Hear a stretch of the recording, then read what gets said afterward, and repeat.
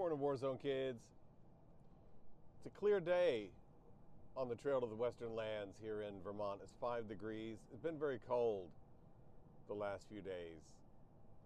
Negative 11 or something like that at my house yesterday morning.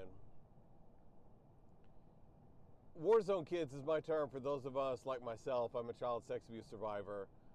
And Warzone kids is my term for those of us like myself whose childhoods were more like a guerrilla war against our psyche, ourself, than they were a supportive environment and a supportive nursery. And I think of the soul, the psyche, ourself, who we are, like a Jenga tower. At the beginning of life, it's like a solid block made up of those smaller blocks. And by the time you reach adulthood after a war-zone childhood, your Jenga tower is a tall, unsteady, swaying thing, like a Jenga tower toward the end of the game. And the task of us Warzone kids is to get that tower back into solid shape so we can live our lives now in the present, because that's where our lives are. Not in the past, where we can go back in time and fix it so things were different, and not in the future, where we think that we're going to magically be a different person. But right here in the present, right here in the here and now, with rosy-fingered dawn coming up over the mountains, pale yellow light on the mountains ahead of me, and my life today in the present moment talking to you. That's what my entire life consists of. Like they say in 12-step, the past is history and the future is a mystery. And I made last series of videos about the wood between the worlds. That's kind of my image for seeing yourself, seeing elements of yourself that are uncomfortable to see, but that are necessary to see if you want to live your life. As an adult, I live with borderline personality disorder. I'm a recovering addict and bulimic. And my psyche has a high level of narcissism. Narcissism being the quality of really living a life based on the idea that you are whatever it is that you can get other people to believe you are. That's kind of the core of it. And it comes from the Greek myth of Narcissus, who went into the woods with his girlfriend, Echo, and he saw a pool of water, and he saw his reflection in there, in that still pool of water. And Echo was calling to him, Narcissus, Narcissus, Narcissus. But he couldn't look away from the pool. He was reflected perfectly in that pool. Nothing was happening to disturb the water, and he could see himself in it just the way he wanted to be seen. And Echo faded away. She called to him, but she couldn't get him to look away from the pool. So, as is the nature of echoes, her voice faded, and he heard no more. And Narcissus is in the wood between the worlds now, a skull staring at a skull, staring back at a skull from the water. And in my image of the wood between the worlds, the only way for Narcissus to get out of the wood between the worlds is to dive into himself through the surface of that image. The way to the depths is through the surface. And Narcissus has to dive in and disturb the beautiful, calm surface of the water in which he could see the reflection of himself just the way he wanted to. There's no way out but through. He had to dive into that reality and accept it so that he can see himself for what he really was. Just a human being like us. That's my image of Narcissus and the wood between the worlds, where the pilgrims on the trail to the western lands, a place of peace and wholeness, where they learn and become what they are. We pilgrims, we war zone kids, have to make it through the wood between the worlds by learning to accept and love who we really are. Learn and become what you are.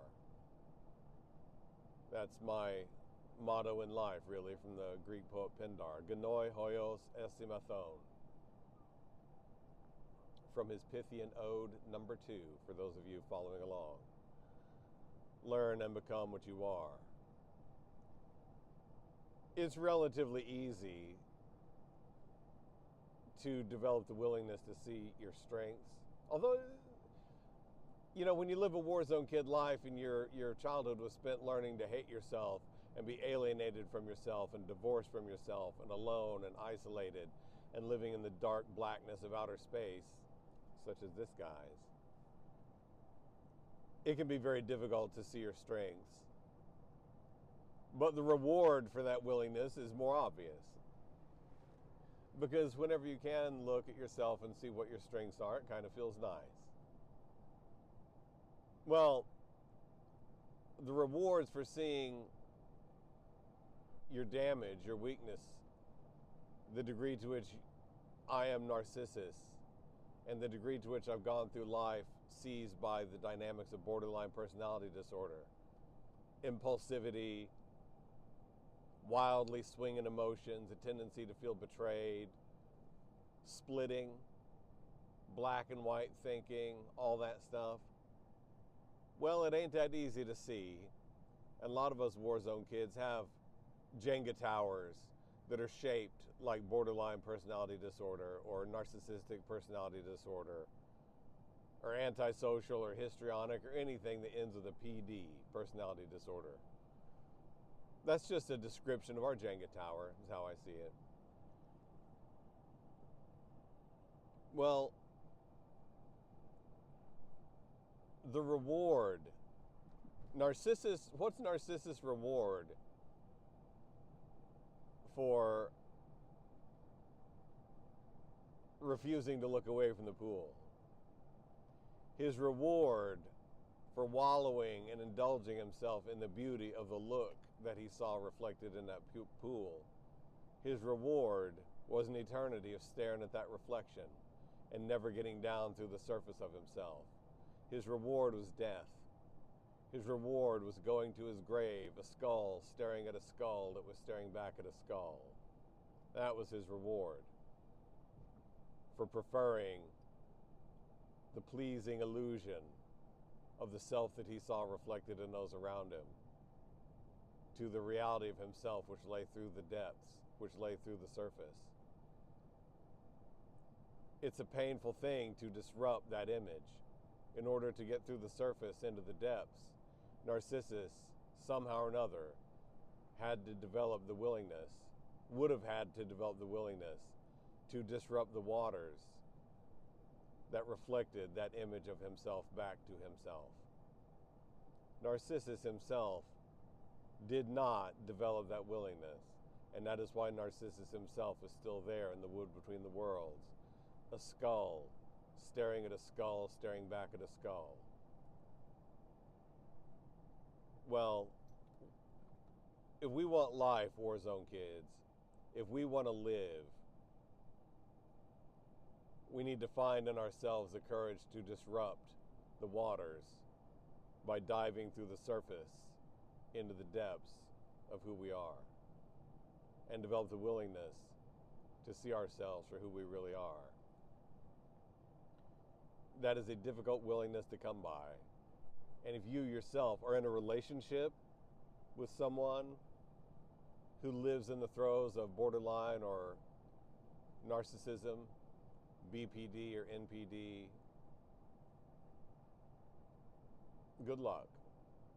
You can't get them out of there. You're Echo in this story. You're Echo. You can't make them dive through the surface into the depths. You can call their name and they might look away. And if you love them, if you care about them, and you show them that, then you're increasing the chances. You're doing things that will, you're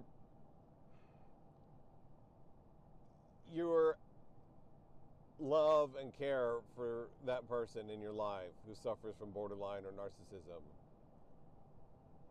The most I can say in all candor is that the best you can do is increase the chances that they develop the willingness to dive into the pool, into the depths of themselves through the surface.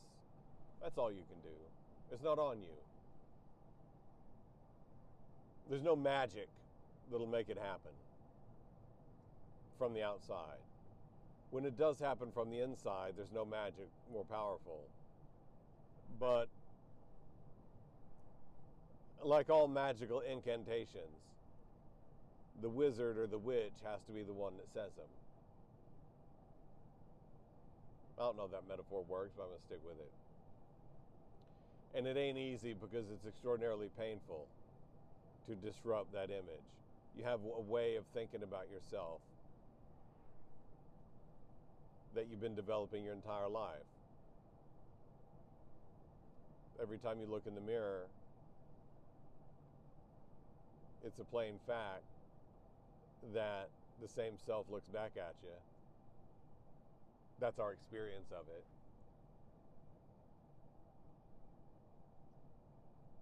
I'm not making a grand metaphysical proclamation about fixed identities and selves that persist through time or any of that. Don't get hung up on that. It's a plain fact of our human experience that from the time you're a small child, when you looked in the mirror, you look back. There's no one else to look back.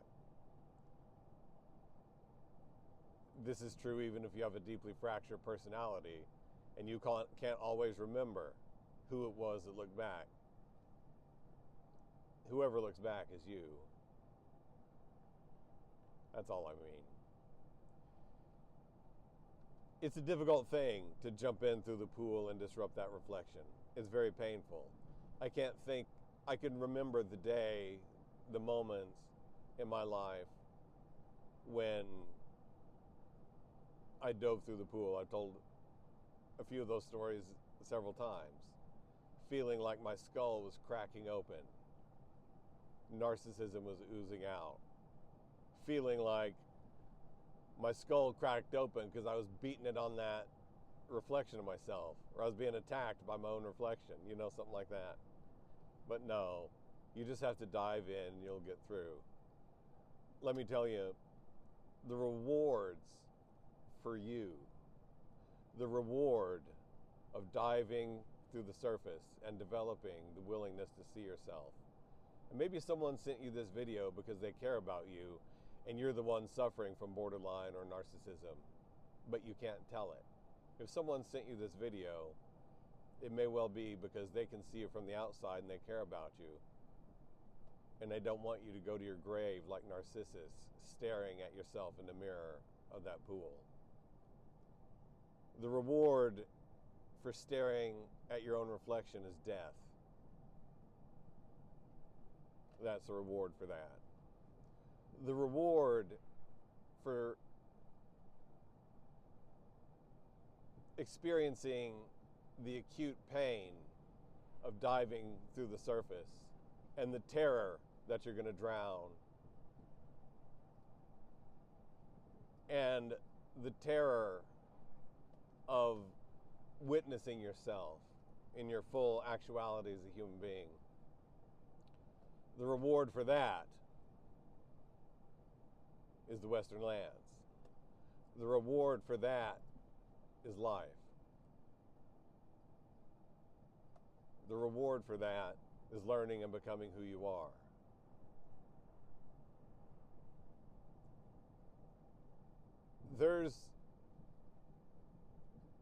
That's the reward. That's what lay on the other side if you can get through. And only you can dive into the pool. Only you can do that. Only you can develop the willingness to do it. I'm just telling you that if you do, what's on the other side is worth it. What's on the other side is yourself. You, your real self. Difficult to explain what that's like for me. I can't explain what it might be like for anyone else. I have no idea. But I expect it must be about the same.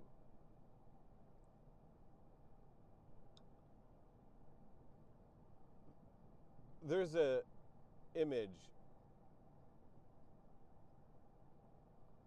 There's a documentary by Errol Morris called The Fog of War, which I could not recommend highly enough. And in that documentary, Robert McNamara, Secretary of Defense during large fractions of the war in Vietnam,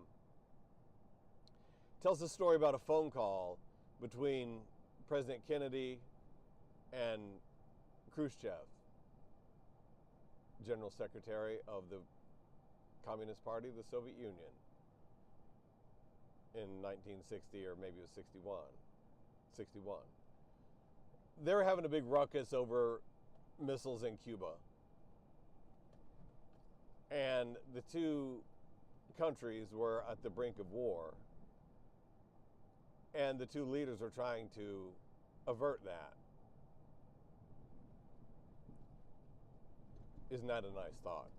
Two leaders of countries putting the good of their citizens first and trying to find a way through disaster toward peace. They exchanged telegrams, and they're both trying to find their way out, and they both knew that they were in a thicket, a knot.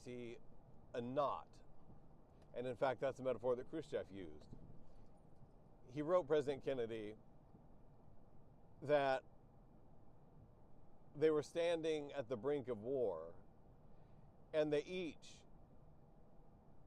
held on to the ends of a rope, and that rope was tied into the knot of war, and each of them held one end of the rope in their hands. And if they pulled on that rope, war would be inevitable.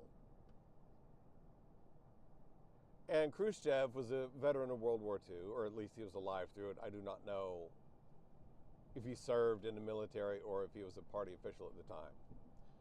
But he experienced it, and no country,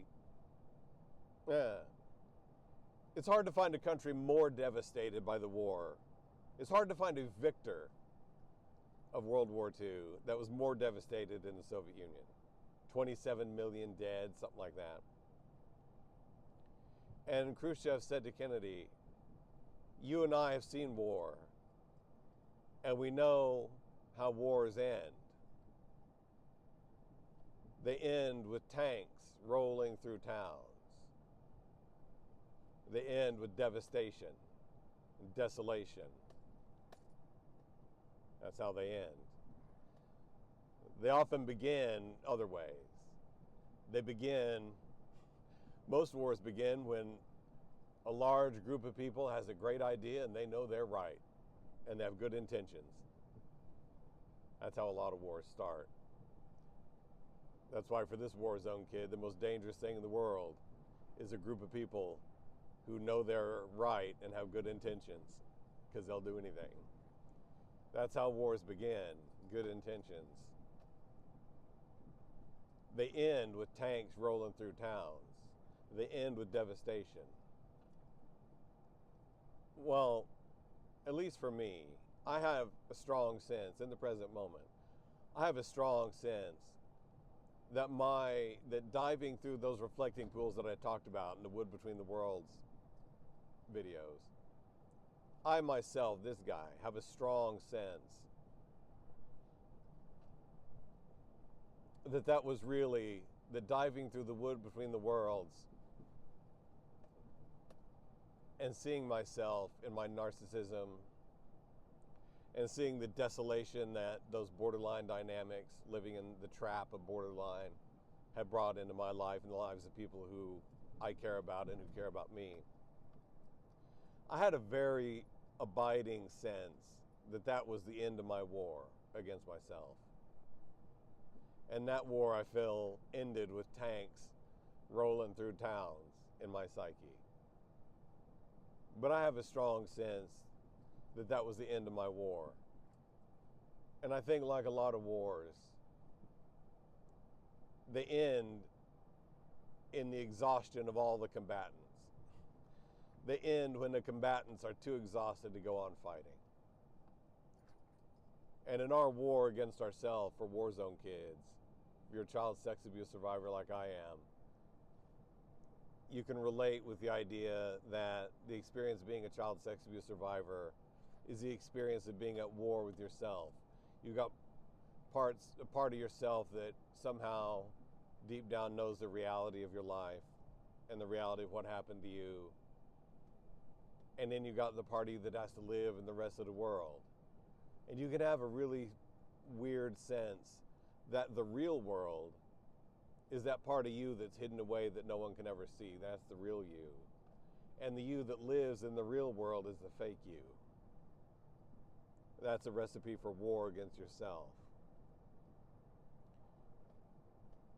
And for a lot of us Warzone kids, for myself, the war just ended when I was exhausted. Too exhausted to go on. Too exhausted to take up arms anymore against myself. And I somehow developed a willingness to be aware that I'd been at war with myself.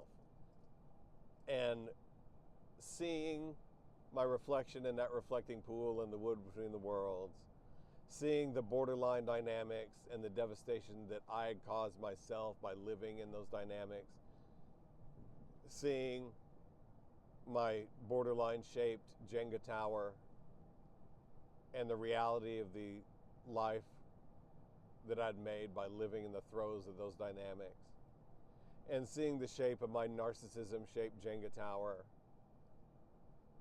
and the illusion that I'd lived in my life. Seeing those things as a middle-aged man. I'm 51 now. My own wood between the worlds experiences that I'm talking about probably happened in my mid-40s. Something like that.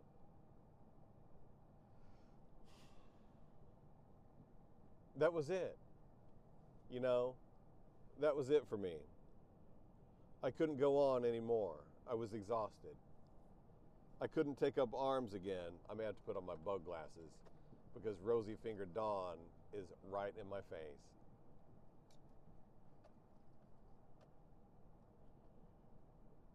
I was just exhausted. I couldn't do it anymore. That was it. I mean, my Jenga tower collapsed one too many times, and I was done with it. I believe that I was at a juncture familiar to a lot of people with borderline, because if you look up the facts and figures on adults living with borderline personality disorder, you will come across the bracing figure that the suicide rate for adults in middle age living with untreated borderline is about 10%. And I'm only living in my psyche, but I can see why. I can see why, because I remember what it felt like staring at that pool when the waters were disturbed. I remember what that felt like, and it was not a good feeling, Pilgrim. But that was the end of my war. And by very definition, the end of the war is the beginning of peace. That's what the words mean. The end of the war is the beginning of peace. And that was the beginning of peace for this pilgrim in my life.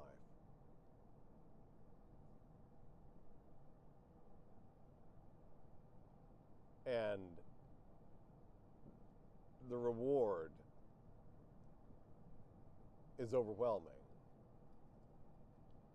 I feel like I probably have a somber tone in my voice. But the tone of my voice is the tone of a guy living in a state of peace that he got to when tanks rolled through the town of this guy. And when there was nothing left, when I couldn't pick up the rifle one more time and take arms against myself anymore. Just gave up, too weary, I don't even know if I leapt into the reflecting pool of the wood between the worlds, or if I just fell in like Ophelia. But somehow or another, when I fell into the pool, I woke up in my life, really. I woke up sitting in my chair by my wood stove one morning. I remember the feeling, and noticing a feeling that I'd never had before in my life. Really, I'd never had it before. And I learned that that feeling was peace.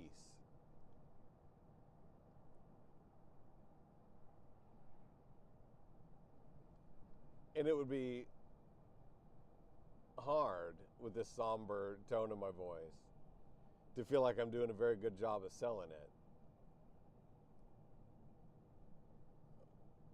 But there's nothing I would give for it at all. There's nothing that would even be tempting.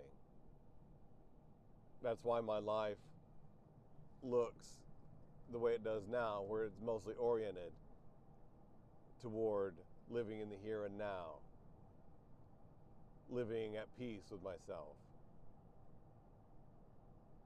When I notice I'm living in the past, I come back to where I am. When I notice I'm looking away to the future where things will be different, I come back to where I am. Because I'm not in the wood between the worlds. And I'm not going to go to my grave, a skull, staring at a skull, staring back at a skull in that reflecting pool. It's a peaceful morning on the trail to the Western Lands, Pilgrim. The Western Lands, a place of peace and wholeness, where we learn and become what we are. It's a beautiful day. And on this peaceful morning, I'm going to get in a lot of miles. And we got a lot more adventures to have together, Pilgrim. Daylight's burning. Let's get a move on.